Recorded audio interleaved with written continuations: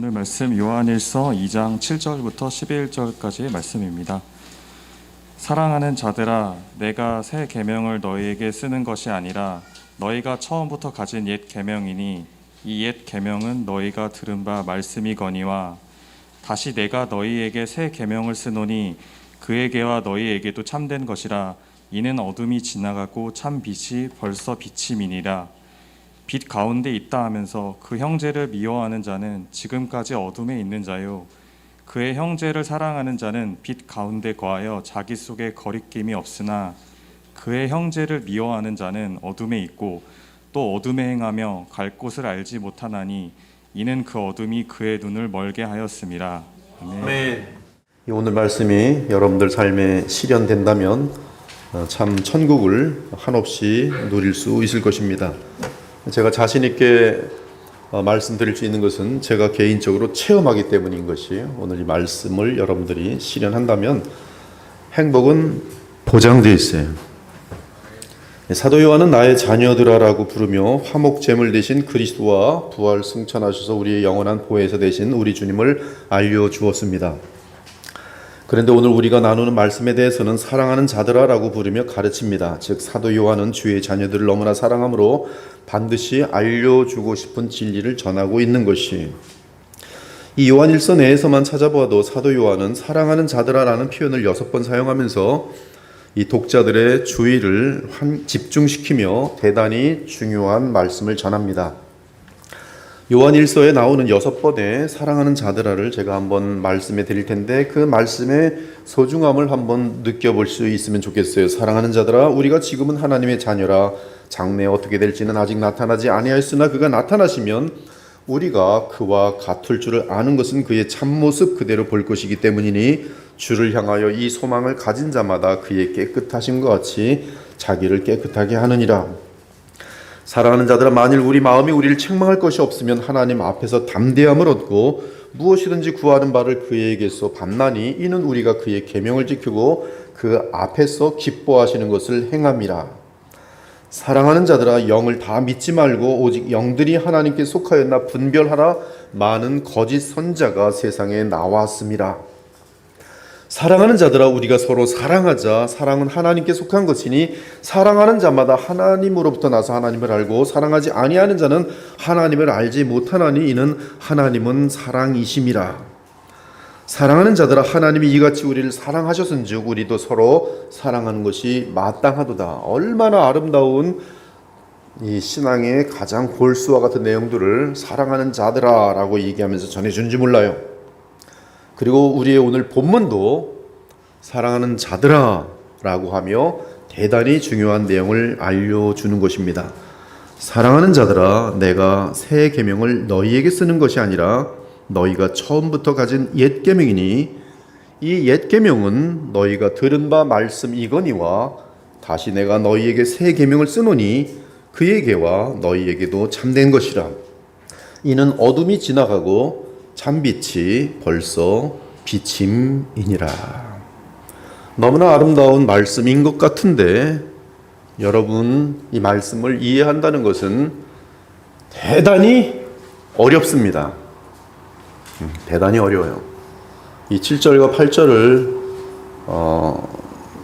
그 말씀 그대로 보고서 딱 와우, 엄청난 말씀이네라고 그렇게 하신다면 아마 빨리 목사님이 되시는 게 되게 맞을 것 같아요.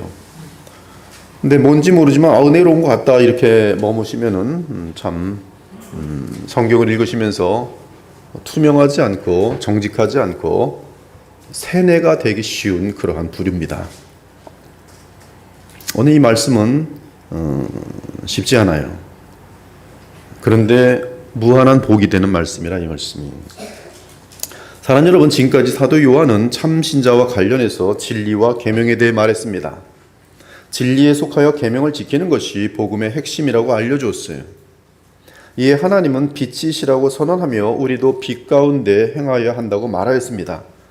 그런데 사도 요한은 이제 참신자와 관련해서 사랑을 말합니다. 사실 사랑은 기독교의 표지요, 그리스도인의 표지입니다. 그리스도인들 간의 사랑은 우리가 참된 그리스도인이요 하나님의 자녀임을 온 세상에 증거하는 가장 중요한 특징입니다. 그래서 요한복음 13장 35절에서 34절에서 35절에서 우리 주 예수께서는 새 계명을 너희에게 주노니 서로 사랑하라. 내가 너희를 사랑한 것 같이 너희도 서로 사랑하라. 너희가 서로 사랑하면 이로써 모든 사람이 너희가 내 제자인 줄 알리라 라고 말씀하셨어요. 즉 사람들은 우리 그리스도인들이 서로 사랑할 때 우리가 그리스도의 제자인 줄 아는 것이, 또한 신자 자신도 그리스도의 사랑으로 형제를 사랑할 때 자신이 구원받은 하나님의 자녀임을 확신하게 됩니다. 이건 망상이 아니라 근거가 있는, 증명이 있는, 자기 스스로 자기를 확인할 수 있는 확신인 것이, 그러므로 내가 조금도 틀림없는 100%의 하나님의 자녀라는 사실을 확인할 수가 있어요. 어떻게? 신자 자신도 그리스도의 사랑으로 형제를 사랑할 때 내가 구원받은 하나님의 자녀임을 확신하게 되는 것이, 사실 나의 그리스도인 형제들이란 예수께서 그들을 사랑하사 생명까지 바치신 주의 사랑의 대상들입니다. 그러므로 우리 역시 예수님처럼 그들을 사랑할 때 그것이 우리가 주님을 사랑하는 것이요, 우리 자신도 정말로 구원받은 하나님의 백성임을 확인하는 것이, 한편 사도 요한이 사랑하는 자들아라고 말하면서 말한 이 7절과 8절의 교훈에는 옛 계명과 새 계명이 나옵니다. 사실 7절과 8절에 대한 바른 해석의 열쇠는 옛 계명과 새 계명 사이의 관계를 파악하는 데 있어요. 새 계명과 옛 계명의 관계를 안다면 그제서야 7절과 8절이 해석될 수가 있는 것이, 즉 옛 계명은 무엇이고 새 계명은 무엇인지를 정확히 아는 것이 오늘 본문을 바르게 이해하는 열쇠입니다. 7절을 보면 사도 요한은 내가 너희에게 새 계명을 쓰는 것이 아니고 너희가 처음부터 가지고 있던 옛 계명을 쓴다라고 되어 있어요. 이때 새 계명 원어로 보니까 엔톨렌이라고 하여 단수로 되어 있고요, 옛 계명도 단수로 되어 있어요. 즉 하나의 계명입니다. 그리고 새 계명에서 새라는 단어는 카이넨으로 되어 있고 옛 계명의 옛은 팔라이안으로 되어 있어요. 그런데 옛 계명은 너희가 처음부터 갖고 있던 계명이라고 말합니다. 여러분들은 원어를 알 필요가 없습니다. 단지 제가 원어로 이 본문이 말하는 것을 여러분이 상식적으로 읽을 때도 충분히 그렇구나라고 어떤 모순되는 깨달음들이 아니라 여러분이 이 개혁 개정을 읽을 때 일반적으로 알게 되는 것을 좀 더 구체적으로 설명하기 위한 것이지, 성경이 일반적으로 뜻하려는 것을 다른 어떤 계명을 의미를 갖고 있다라고 말하는 그러한 가짜의 가르침이 아닌 것이, 지금 제가 원어를 말씀드리는 것은 이 성경이 얼마나 완벽하며 얼마나 정확한지를 알려주기 위한 것이라 이 말씀입니다.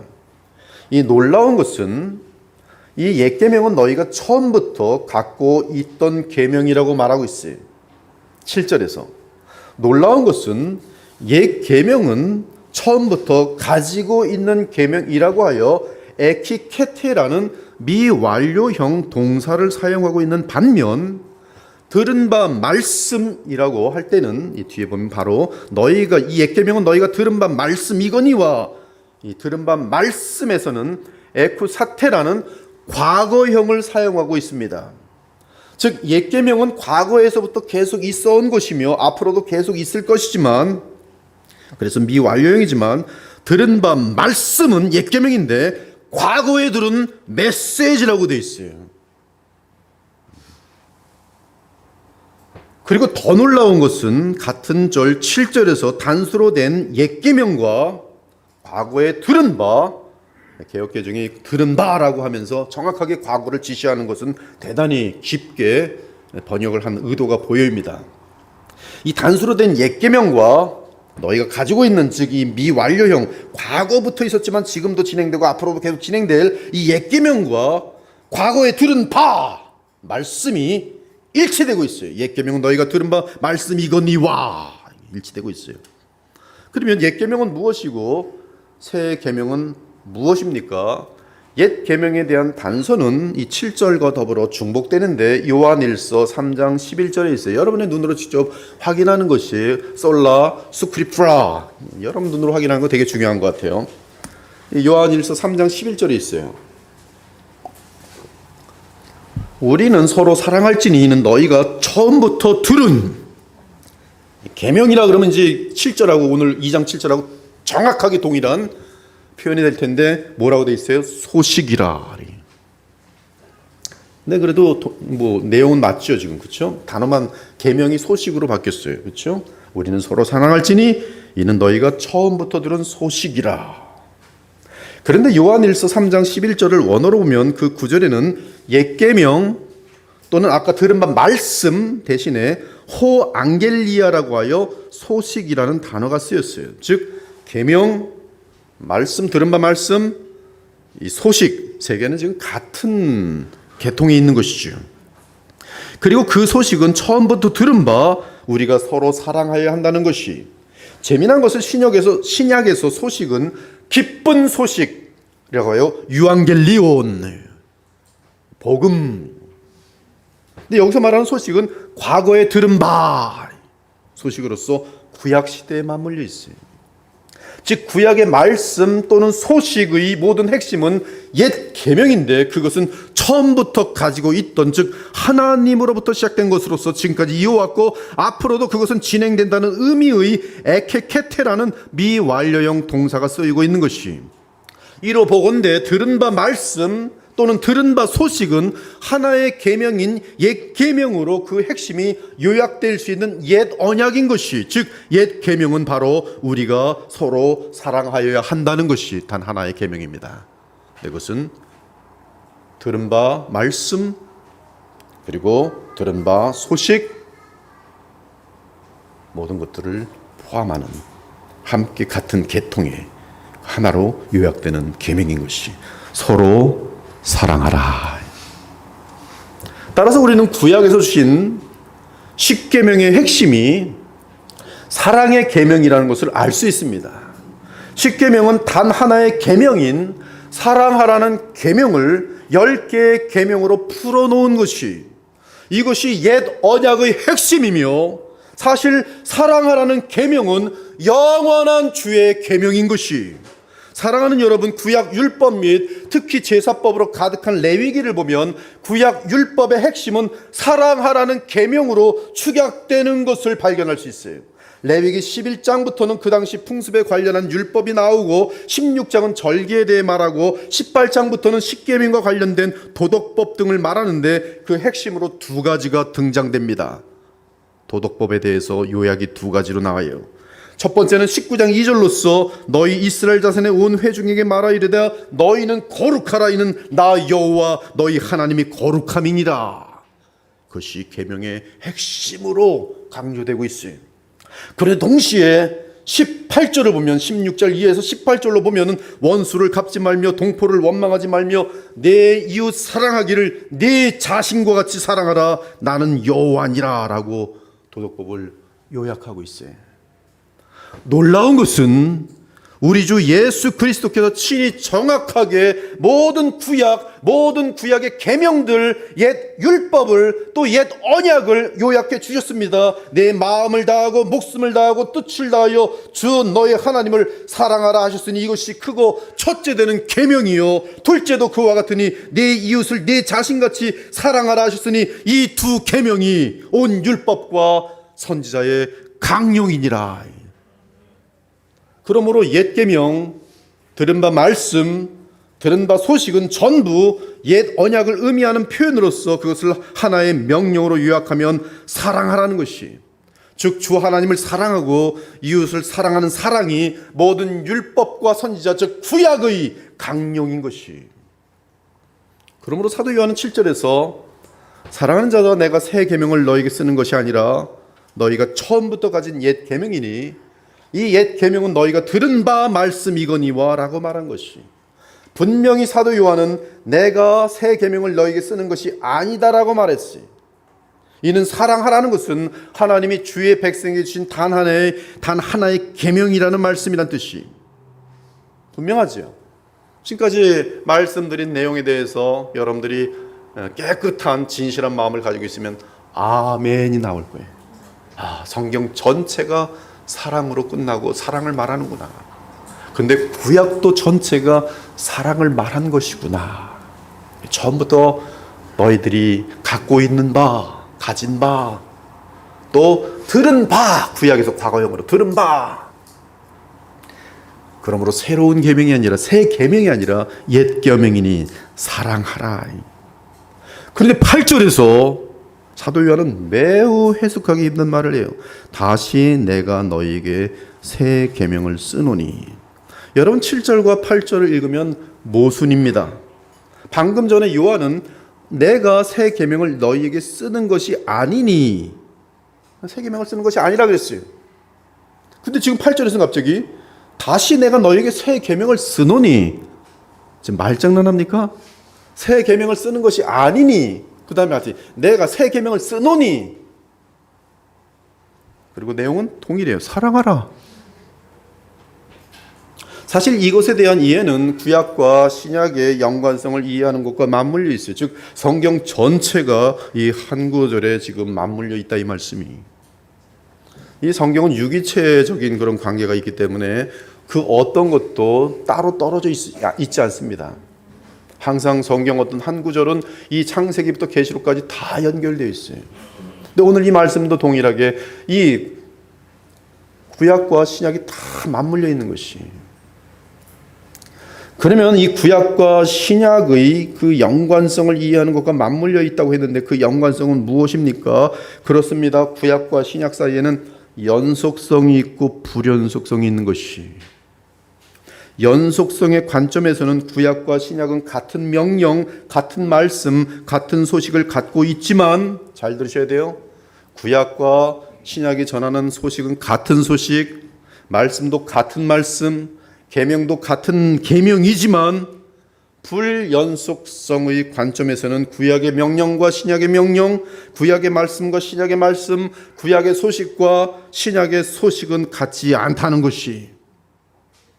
이렇게 연속성과 불연속성을 이해하고 7절과 8절을 읽으면 조화가 됩니다. 이와 함께 놀라운 것은 새 계명이라고 할 때 새라는 원어는 카이넨이고 옛 계명이라고 할 때 옛은 팔라이안이라고 제가 이미 말씀드렸어요. 왜 말씀드렸는가? 그것은 지금 여러분에게 큰 힌트를 이미 주고 있기 때문에 미리 말씀을 드려놓은 것이. 이 카이넨의 원형 카이노스는 무슨 뜻인가 하면 품질에 있어서 새 것이란 뜻이. 질적으로 새 것이란 것이. 같은 종류가 있는데 지금까지는 한 것만 있었는데 새 것이 나타났다는 것이. 컴퓨터도 그렇고 자동차도 그렇고 프로그램도 그렇고 계속 업데이트 됩니다. 그리고 업데이트 된 것은 항상 새 것이에요. 과거에는 없었던 것이. 근데 종류는 컴퓨터예요.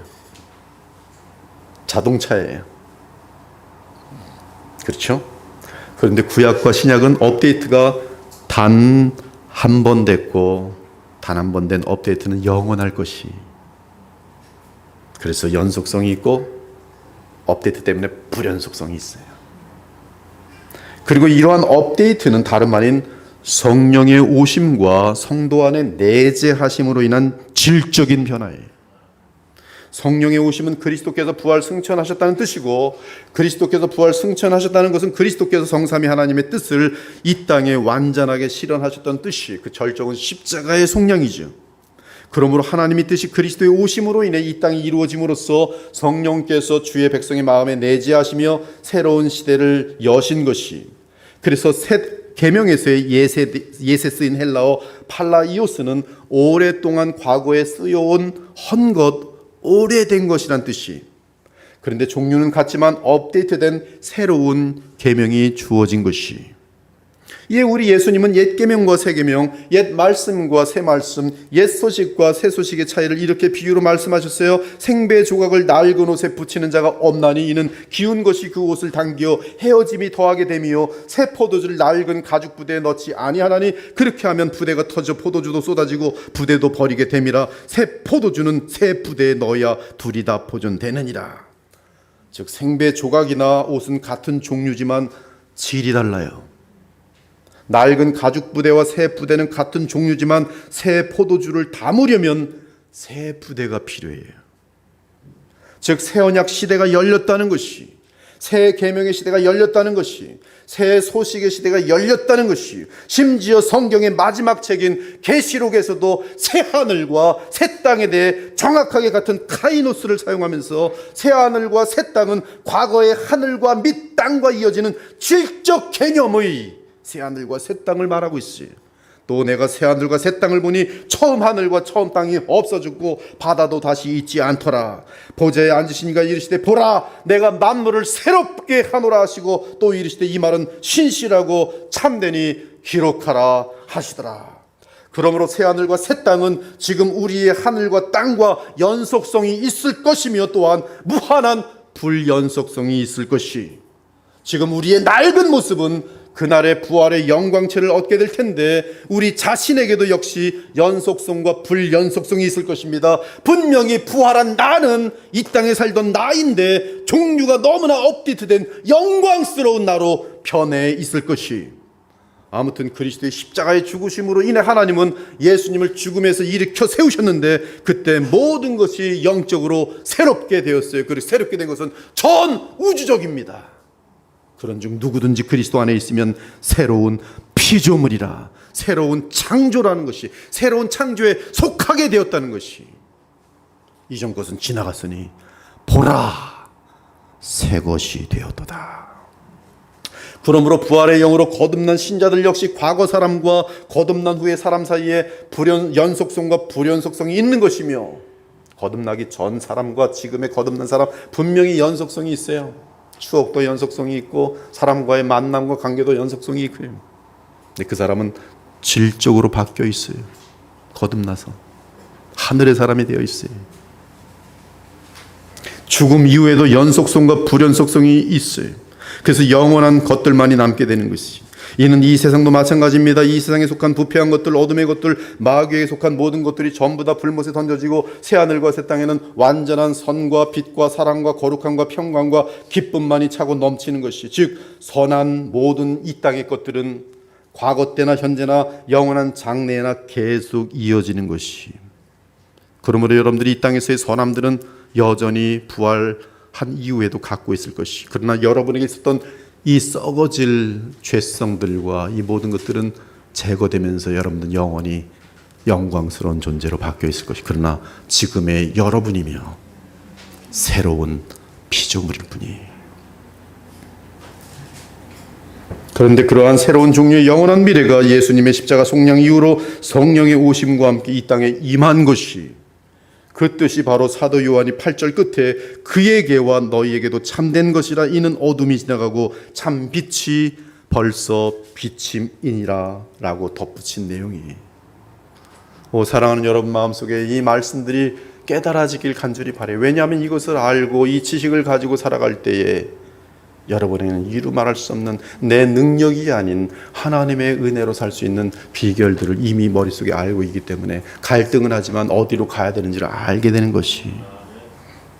그러면 구약과 신약 모두가 사랑이라는 계명으로 집약된다고 했고 사랑하라는 계명으로 전체가 하나라고 했는데 무엇이 불연속성이 있단 말씀입니까?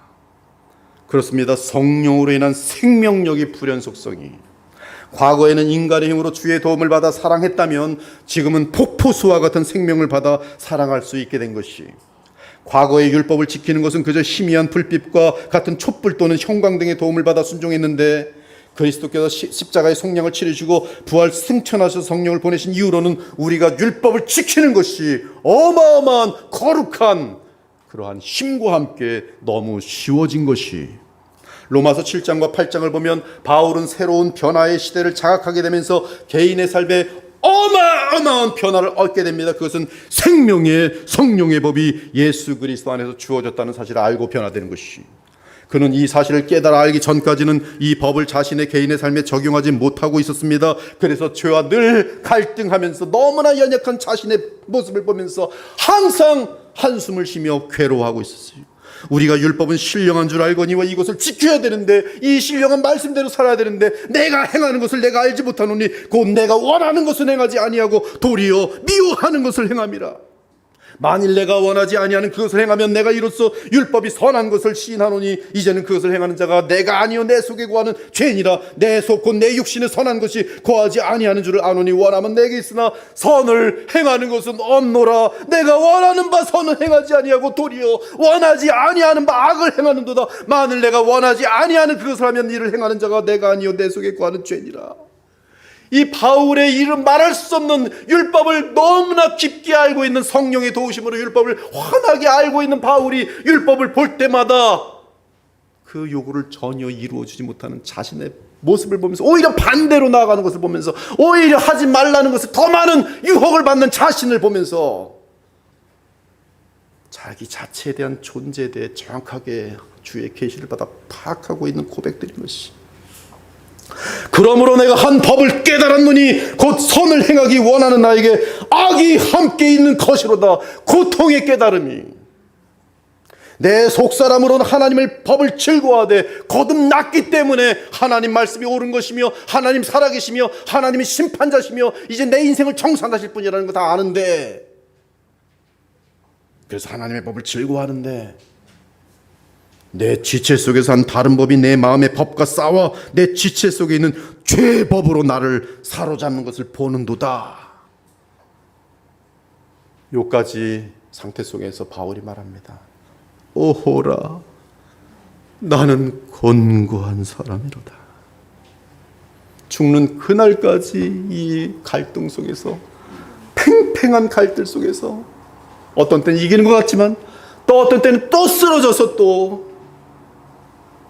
비참하게 누워있고, 회개하고도 일어나서 달려보려고 했는데 또 이기는 것 같더니 또 쓰러져서 다른 죄에 또 넘어져 있고, 오호라, 나는 곤고한 사람이로다. 분명히 나는 거듭난 하나님의 자녀인데 오호라, 곤고한 사람이로다. 이 사망의 몸에서 누가 나를 건져내랴. 그런데 바울은 마침내 부활하신 예수 그리스도를 믿고 의지함이 그러한 비참한 갈등의 자리에서 승리하는 비결인 것을 알게 돼요. 우리 주 예수 그리스도로 말미암아 하나님께 감사하리로다. 그 갈등의 늪에서 빠져나왔어요. 누구로 인하여? 우리 주 예수 그리스도로 말미암아.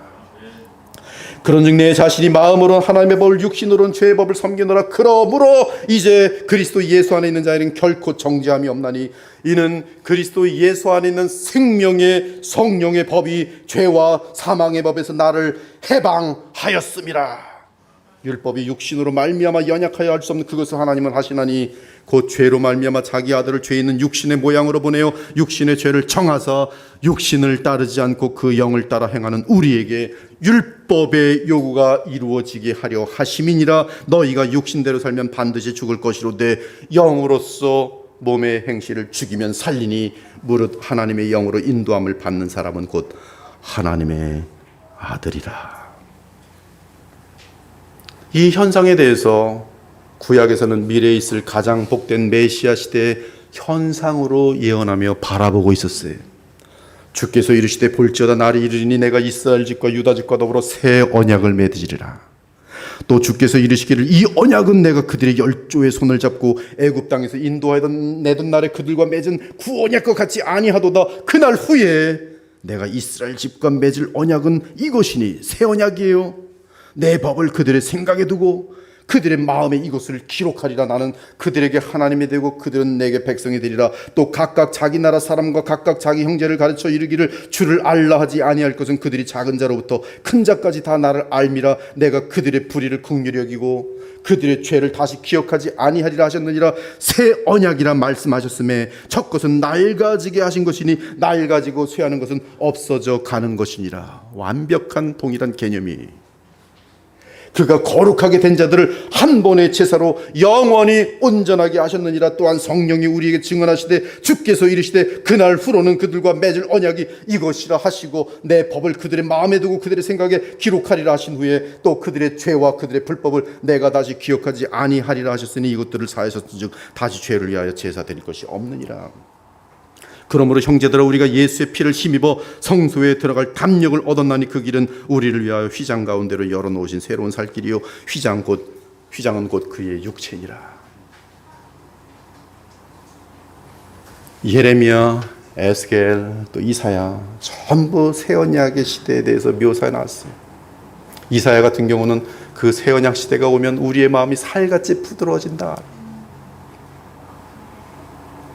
에스겔 같은 경우는 우리가 새 목자를 만나서 마음껏 기쁜 마음으로 마음껏 순종할 수 있게 된다.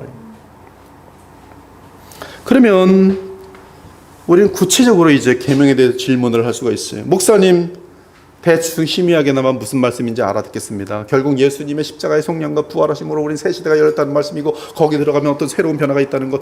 그렇지만 과거하고 뭐 하여튼 같은 것이지만 이 퀄리티, 질적으로 크게 달라졌다는 거 이해 가는데, 그러면 사랑이라는 계명, 단수로 되어 있는 사랑이라는 계명이 있어서 볼 때는 똑같이 사랑하는데 왜 새 계명이고 옛 계명이 있습니까? 사랑이라고 하면 그만이지 아무리 봐도 사랑하라고 하면 되는데 거기 퀄리티가 뭐 어디 발견될 수도 없고 어떻게 그것이 새 계명도 될 수 있고 옛 계명도 될 수 있다는 말씀입니까? 라는 질문이 여러분에게 나오도록 돼 있어요. 라직이 있다면 머릿속에. 여기서 우리는 우리 주 예수께서 친히 하신 말씀을 다시 살펴볼 필요가 있어요. 친히 여러분의 눈으로 확인 바랍니다. 요한복음 13장 34절 35절이 새 계명을 너희에게 주노니 서로 사랑하라. 그렇죠? 사랑하라는 거예요. 내가 너희를 사랑한 것 같이 너희도 서로 사랑하라. 너희가 서로 사랑하면 이로써 모든 사람이 너희가 내 제자인 줄 알리라. 뭐 특이한 거 없죠? 여러분들이 볼 때 사랑하라. 새 계명인데 사랑하라. 근데 또한 요한일서 3장 23절을 보면 이 새 계명을 그의 계명이라고 말합니다. 요한복음 13장에다 손가락만 끼시고 뭐 이거 제가 읽어드리는 거 뭐 정확히 읽어드리는 거니까 요한일서 3장 23절은 그의 계명은 즉 아들의 계명은 이것이니 곧 그 아들 예수 그리스도의 이름을 믿고 그가 우리에게 주신 계명대로 서로 사랑할 것이니라. 그가 우리에게 주신 계명대로 즉 예수께서 우리에게 주신 계명대로 서로 사랑할 것이니라. 그러면 왜 주님의 사랑하라는 계명은 새 계명 또는 그의 계명입니까? 그것은 그 요한복음 15장 12절에도 나오고 요한복음 13장 34절에도 나와요. 그것은 뭐냐면 왜 새 계명이고 그의 계명입니까? 그 답은 내가 너희를 사랑한 것 같이. 그것이 구약에는 없어요. 네, 예수께서 이 계명을 주실 때 그게 들어가요. 이 단서가 주님의 계명을 퀄리피케이션, 옛 계명과 구별시키는 새 계명이 되는 것이 무엇이? 내가 너를 사랑한 것 같이. 구체적으로 요한복음 15장 12절부터 보면 동일합니다. 내 계명은 내가 너희를 사랑한 것 같이 너희도 서로 사랑하라 하는 이것이니라. 내가 너희를 사랑한 것 같이 사람이 친구를 위하여 자기 목숨을 버리면 이보다 더 큰 사랑이 없나니 너희는 내가 명하는 대로 행하면 곧 나의 친구라. 너희를 친구라 하였노니 내가 내 아버지께 들은 것을 다 너희에게 알게 하였음이라. 내가 이것을 너희에게 명함은 너희로 서로 사랑하게 하려 함이라. 예수님은 분명하게 새 계명을 너희에게 주노니 서로 사랑하라고 말씀하십니다. 그렇습니다. 서로 사랑하라는 것은 옛 언약과 동일한 계명입니다. 하지만 그 다음에 이어지는 부분 때문에 새 계명이 됩니다. 그것이 무엇이냐면 내가 너희를 사랑한 것 같이. 바로 이것이 이것이 천국의 계명이고 새 언약 시대의 계명이에요. 구약에서 나타냈던 모든 예표들과 그림자들이 그리스도 안에서 실제가 되어 나타난 것이 사랑의 실천된 모습, 하나님의 사랑이 나타난 실제, 사랑도 그러하고 거룩도 그러하고 영광도 그러하고 하나님과의 통일도 그러합니다. 이에 그리스도 안에서 모든 세상과 모든 믿는 자들이 하나님 안에서 영원히 영화롭게 변화되었어요. 이 변화를 바울은 이렇게 묘사합니다. 너희는 우리로 말미암아 나타난 그리스도의 편지니 이는 먹으로 쓴 것이 아니요 오직 살아계신 하나님의 영으로 쓴 것이며 또 돌판에 쓴 것이 아니요 오직 육의 마음판에 쓴 것이라. 구약에 말한 새 언약의 핵심을 그대로 바울은 받아서 적용하고 있어요. 그가 또한 우리를 이 새 언약의 일꾼 되기에 만족하게 하셨으니 율법 조문으로 하지 아니하고 오직 영으로 함이니 율법 조문은 죽이는 것이요 영은 살리는 것이니라. 돌에 써서 새긴 죽게 하는 율법 조문의 직분도 영광이 있어. 이 모세가 율법 조문의 그 대표자로서 얼마나 큰 영광을 드렸습니까? 영광이 있어. 이스라엘 자손들은 모세의 얼굴에 없어질 영광 때문에도 그 얼굴을 주목하지 못하였거든. 하물며 영의 직분은 더욱 영광이 있지 아니하겠느냐. 정죄의 직분도, 율법의 기능은 정죄인데 죄를 드러내는 것인데 정죄의 직분도 영광이 있은즉 의의 직분은 영광이 더욱 넘치리라. 영광 되었던 것이 더 큰 영광으로 말미암아. 이것이 지금 새 계명과 옛 계명의 정확한 묘사죠. 옛 계명도 영광입니다. 그러나 더 영광스러운 계명 새 계명이에요. 동일한 사랑하라는 계명인데 영광스러운 계명인데 내가 너희를 사랑하고 같이라는 그 단서가 붙으면서 더 영광스러운 사랑의 계명이 되는 것이, 영광되었던 것이 더 큰 영광으로 말미암아 이에 영광될 것이 없으나 없어질 것도 영광으로 말미암았은즉 길이 영원히 있을 것은 더욱 영광 가운데 있느니라. 주는 영이시니 주의 영이 계신 곳에는 자유가 있느니라. 우리가 다 수건을 벗은 얼굴로 거울을 보는 것 같이 주의 영광을 보며 그와 같은 형상으로 변화하여 영광에서 영광에 이르니 곧 주의 영으로 말미암음이니라. 오늘 이 말씀과 함께 여러분들은 영광에서 영광으로 변화되도록 되어 있어요. 새 언약의 능력이. 수건을 벗고 거울을 보는 것처럼 하나님의 영광, 우리 주 예수 그리스도의 영광을 봄으로 말미암아 우리는 영광을 바라보고 있는 동안에 자신도 모르게 변화되는 것이. 그러면 그리스도께서 우리를 사랑한 것 같이 우리도 다른 사람을 그렇게 사랑하는 것이 새 계명이라면 그리스도께서 나를 어떻게 사랑하셨습니까? 로마서 5장에 또 요약되어 있어요. 내가 연약할 때, 내가 죄인 되었을 때, 내가 원수로 행하고 있을 때 그리스도는 나를 사랑하셨어요. 그것이 그리스도께서 너를 사랑하신 같이 너도 다른 사람들을 사랑하라는 새 계명이. 우리가 아직 연약할 때의 기약대로 그리스도께서 경건하지 않은 자를 위하여 죽으셨도다. 우리가 아직 죄인 되었을 때 그리스도께서 우리를 위하여 죽으심으로 하나님께서 우리에게 대한 자기의 사랑을 확증하셨느니라. 곧 우리가 원수 되었을 때 그의 아들의 죽으심으로 말미암아 하나님과 화목하게 되었은즉 화목하게 된 자로서는 더욱 그의 살아나심으로 말미암아 구원을 받을 것이니라.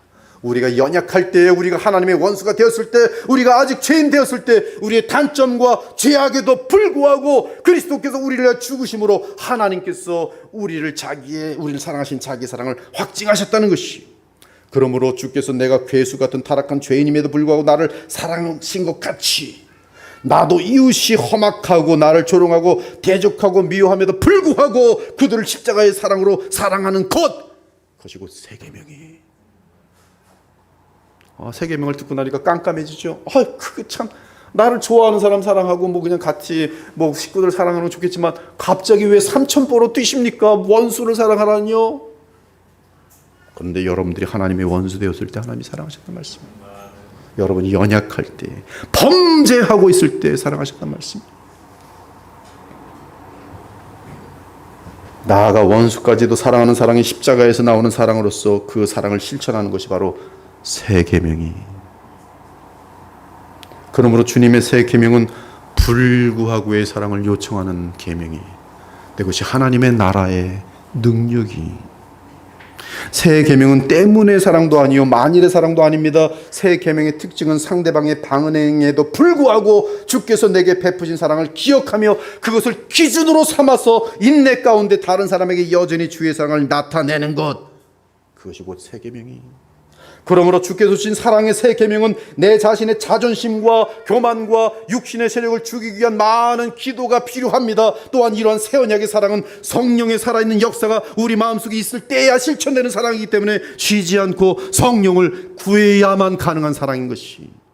평생 이를 위해서 말씀과 기도와 거룩한 교제 가운데 신앙의 연단과 훈련을 쌓아가며 그 새 계명이 계속 지켜지도록 우리는 온 마음을 다해야 하는 것이, 이것이 우리 주 예수 그리스도께서 우리 그리스도인들에게 주신 유일한 새 계명입니다. 만일 우리가 이 특이한 계명구, 이 특이한 사랑을 세상에 나타내면 세상은 우리가 하나님의 자녀요 예수님의 제자인 것을 알게 되는 것이, 왜 그들은 그렇게 사랑할 수 없기 때문에. 그리고 이 새 언약의 사랑을 행하는 주님의 제자들에게 하나님의 풍성하신 복과 하나님의 기뻐하시는 미소가 환하게 비춰지는 것이, 그것이 주의 백성들이 하나님께 복받는 지름길이. 그리고 자자손손 여러분 주변에 있는 사람들이 다 하나님의 미소하시는, 미소 지으시는 풍성한 아름다운 행복의 삶을 살도록 되어 있어요. 여러분 때문에, 그러한 아내 때문에, 이 새 계명을 지키는 남편 때문에 부부싸움이 성립되지 않는 거예요. 그러한 사람 장로 한 분 때문에 교회가 분열되지 않는 것이,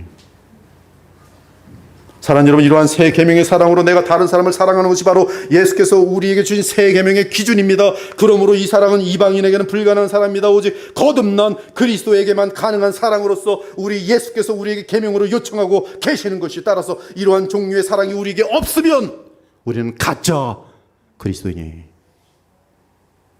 우리는 이 새 계명을 오직 성령의 인도하심을 따라 행할 때에야 지킬 수 있습니다. 즉 내가 죽고 그리스도께서 내 안에 사실 때 행할 수 있는 계명이 새 계명인 것이, 내가 율법으로 말미암아 율법에 대하여 죽었나니 이는 하나님에 대하여 살려 함이라. 내가 그리스도와 함께 십자가에 못 박혔나니 그런즉 이제는 내가 사는 것이 아니요 오직 내 안에 그리스도께서 사시는 것이라. 오직 내 안에 그리스도께서 사셔서 나타나는 사랑이 무엇인가? 예수께서 나를 사랑하신 같이 나도 동일한 종류의 사랑으로 다른 사람들을 사랑하는 모습이 나타나는 것이 내 안에 그리스도께서 사시는 증거인 것이, 이제 내가 육체 가운데 사는 것은 나를 사랑하사 나를 위하여 자기 자신을 버리신 하나님의 아들을 믿는 믿음 안에서 사는 것이라. 바로 그 삶의 새 계명이 지켜지도록 되어 있다, 이 말씀이. 오직 부활하셔 살아계신 우리 주 예수 그리스도를 믿음으로 성령을 따라 행할 때 그리스도로 인한 사랑이 내게서 나타나는 것입니다. 즉 주께서 나를 사랑하신 것 같이 나도 다른 사람들을 동일한 종류의 놀라운 사랑으로 사랑할 수 있게 되는 것이, 사랑하는 여러분, 이러한 사랑이 나타나지 않으면 우리가 거듭난 주의 자녀라는 증거가 나타나지 않는 것이며, 새 생명이 입증되지 않는 것이며, 새 언약의 복락을 누릴 수가 없는 것이, 하나님은 어마어마하게 큰 복락을 준비하고 계신데 그 조건은 새 언약인데, 새 계명인데, 새 계명을 지키지 않으니 누리지 못하는 것이, 나아가 우리가 하나님 나라 안에 들어와 있다는 보증도 없는 것이, 그러나 참으로 우리가 주 예수 그리스도의 제자라면 성령으로 말미암은 새 생명을 지키는 현상이 나타날 수밖에 없습니다. 이러한 사랑은 기질적인 사랑이 아닙니다. 원래 내게는 가능하지 않던 사랑인데 주 예수님의 영으로 가능하게 된 사랑이, 이러한 사랑의 가장 뚜렷한 특징은 원수까지 사랑하는 것이, 이에 예수께서 말씀하셨어요. 그러나 너희 듣는 자에게 내가 이르노니 너희 원수를 사랑하며 너희를 미워하는 자를 선대하며 너희를 저주하는 자를 위하여 축복하며 너희를 모욕하는 자를 위하여 기도하라. 이것이 새 계명이. 너는 이 뺨을 치는 자에게 저 뺨도 돌려대며 네 겉옷을 빼앗는 자에게 속옷도 거절하지 말라. 이것이 무슨 농담이 아닙니다. 이거 예수님의 말씀이니까 나랑 무관해. 그 사람은 하나님 나라의 백성이 아니에요. 주님의 거룩한 진지한 말씀입니다. 이것이 왜 내게 이루어지지 않는지 고민해야 진실한 주님의 사람들인 것이, 내 겉옷을 빼앗는 자에게 속옷도 거절하지 말라. 내게 구하는 자에게 주며 내 것을 가져가는 자에게 다시 달라하지 말며 남에게 대접을 받고자 하는 대로 너희도 남을 대접하라. 너희가 만일 너희를 사랑하는 자만을 사랑하면 칭찬받을 것이 무엇이냐? 죄인들도 사랑하는 자를 사랑하느니라. 죄인들도 자기를 사랑하는 자를 사랑할 줄 안다, 이 말씀이. 너희가 만일 선대하는 자만을 선대하면 칭찬받을 것이 무엇이냐? 죄인들도 그렇게 하느니라. 너희가 받기를 바라고 사람들에게 구워주면 칭찬받을 것이 무엇이냐? 죄인들도 그만큼 받고자 하여 죄인에게 구워주느니라. 너희가 하나님의 자녀인 증거가 무엇이냐? 오직 너희는 원수를 사랑하고 선대하며 아무것도 바라지 말고 구워주라. 그리하면 너희 상이 클 것이요 지극히 높으신 이의 아들이 되리니 그는 은혜를 모르는 자와 악한 자에게도 인자하시느니라. 그것이 예수께서 말씀하신 이 강도 만난 자의 비유예요. 원수 관계지만 선을 행하고 있는 그 사마리아인의 모습이 참된 이웃이라 이 말씀이 새 계명을 지키는 하나님의 백성다운 모습이란 말이에요. 이처럼 우리는 새 계명은 내가 너희를 사랑한 것 같이라는 단서 때문에 새 계명인 것을 알 수 있고, 또한 내가 너희를 사랑한 것 같이라는 의미는 친구를 위하여 자기 목숨을 버린 사랑, 곧 십자가의 죽음을 통한 십자가의 사랑인 것을 발견하게 되는 것입니다. 그리고 예수님은 내가 너희를 사랑한 것 같이 너희 서로 사랑하라는 이 계명을 지키면 너희는 곧 나의 친구라고 하셨어요. 예수님의 친구가 되고 싶습니까? 그렇다면 주의 새 계명을 지켜야 하는 것이, 또한 십자가의 그 사랑은 우리로 하여금 많은 과실을 맺게 하고 하나님께 간구한 것을 받게 하는데, 이는 우리가 서로 사랑하게 하려 함이라 예수께서는 알려주고 있어요. 더욱이 십자가의 사랑을 실천하려는 자들 모두에게 그들이 예수님의 이름으로 아버지께 무엇을 구하든지 다 응답될 것을 약속하셨어요. 너희가 나를 택한 것이 아니요 내가 너희를 택하여 세웠나니 이는 너희로 가서 열매를 맺게 하고 또 너희 열매가 항상 있게 하여 내 이름으로 아버지께 무엇을 구하든지 다 받게 하려 함이라. 이 사실은 요한일서 3장 22절에 의해서 뒷받침받습니다. 무엇이든지 구하는 바를 그에게서 받나니 이는 우리가 그의 계명을 지키고 그 앞에서 기뻐하시는 것을 행함이라.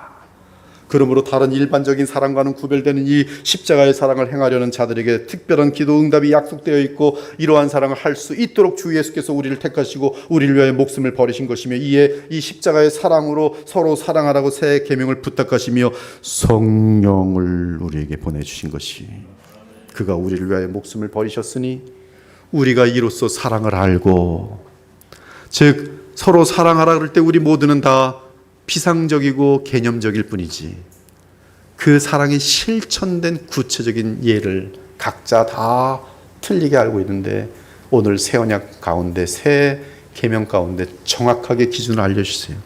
내가 너를 사랑한 것 같이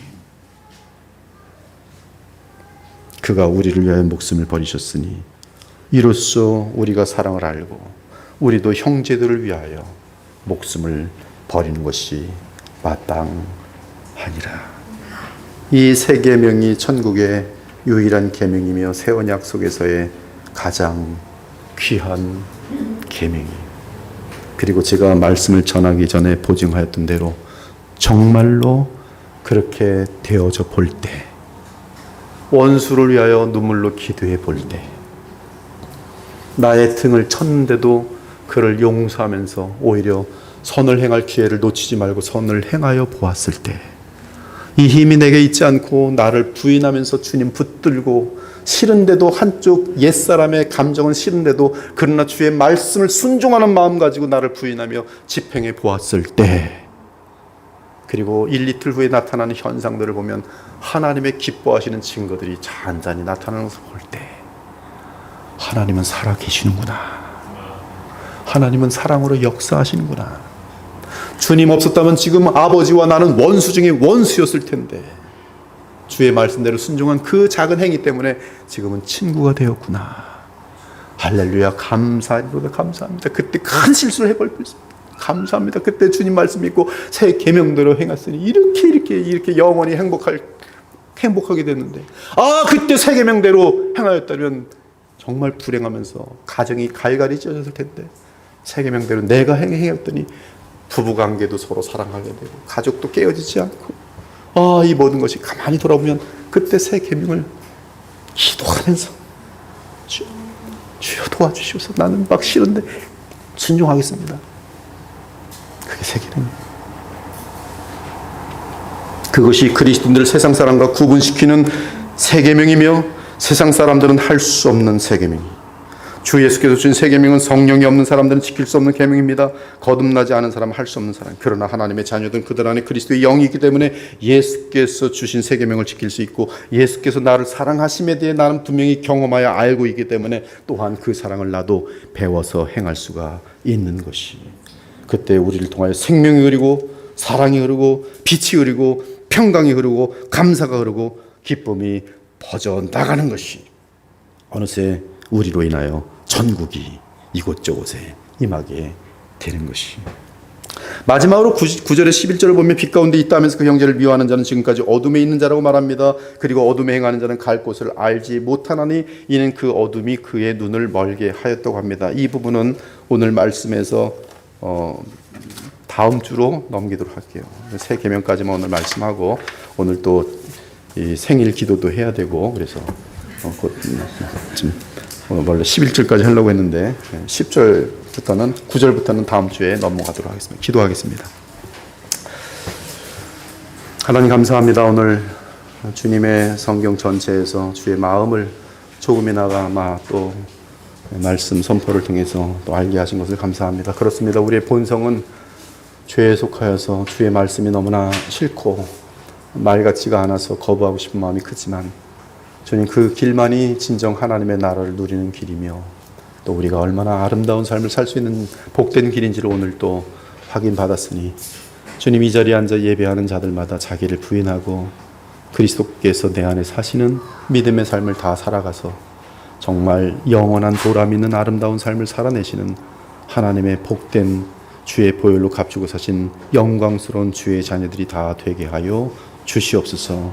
우리 인생 가운데 미움이라는 것은 우리 마음속에 깃들지 않게 하시고 언제나 어떤 상황에서도 원수까지도 사랑할 수 있는 그 사랑의 마음과 함께 평강과 기쁨과 의가 우리 인생 가운데 차고 넘칠 수 있도록 주님께서 인도하여 주시고 말씀으로 붙들어 주시고 성령으로 충만케 하여 주시옵소서. 살아계신 우리 주 예수 그리스도 이름을 기도합니다. 아멘.